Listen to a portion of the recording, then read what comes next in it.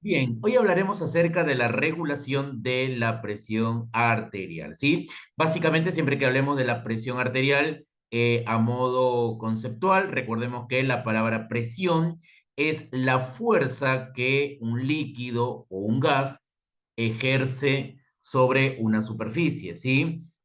Claramente, siempre que hablemos en este caso de la presión arterial, es la presión que en este caso ejerce la sangre claramente sobre las paredes de las arterias claramente al fluir. Ahora, esa regulación de la presión arterial o la presión arterial en este caso depende de mecanismos importantes, depende de determinantes que van a generar justamente la presión arterial. Ahora, la pregunta es, profesor, ¿la presión arterial depende de qué?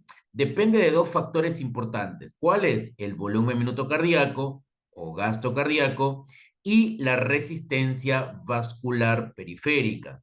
Volumen minuto cardíaco, sí, o gasto cardíaco y la resistencia vascular periférica. Ahora, nosotros claramente, siempre que hablemos del gasto cardíaco o del volumen minuto cardíaco, claramente es la cantidad o es el volumen de sangre que el ventrículo izquierdo expulsa en un minuto, ¿sí? El gasto cardíaco o volumen minuto cardíaco es básicamente, ¿sí?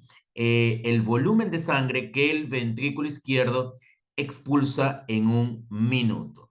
Ahora, este volumen minuto cardíaco o gasto cardíaco depende también de dos factores importantes. Uno de ellos es la frecuencia cardíaca,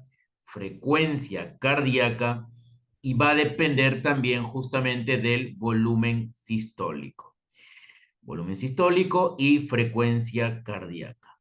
Ahora, la pregunta es, sí, profesor, ¿qué es la frecuencia cardíaca? La frecuencia cardíaca básicamente es la cantidad de latidos que el ventrículo izquierdo ejerce en un minuto, ¿sí? Eso es la frecuencia cardíaca. Cantidad de latidos, ¿sí? Que el corazón, en este caso el ventrículo izquierdo, ejerce por minuto, que aproximadamente serían 70 latidos por minuto. Ahora, ¿y el volumen sistólico o en este caso descarga sistólica es el volumen de sangre, sí, es la cantidad de sangre que el ventrículo expulsa por latido? En este caso, por cada latido se expulsa 70 mililitros de sangre aproximadamente. Entonces, si multiplicamos frecuencia cardíaca, 70 latidos por minuto, perdón, y el volumen sistólico, 70 mililitros por latido, esto equivale a 4.900 mililitros por minuto, ¿sí?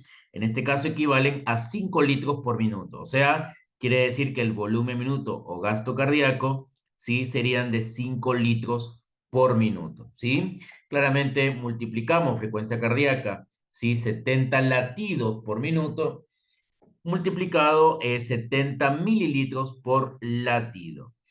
Ahora, este volumen sistólico claramente depende, ¿sí? De lo que vendría siendo la poscarga, precarga, poscarga, ¿sí? La contractilidad, eso es fundamental, ¿sí? Precarga, poscarga, ¿sí?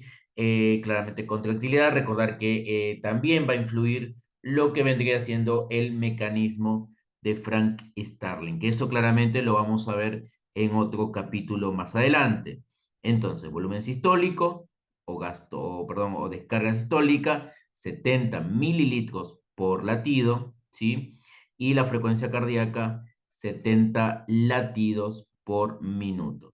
Claramente, el volumen minuto cardíaco, que son 5 litros aproximadamente, o gasto cardíaco, sí va a estar multiplicado básicamente por la resistencia vascular periférica, que depende principalmente en este caso de la viscosidad. Depende de la viscosidad y depende de la vasoconstricción.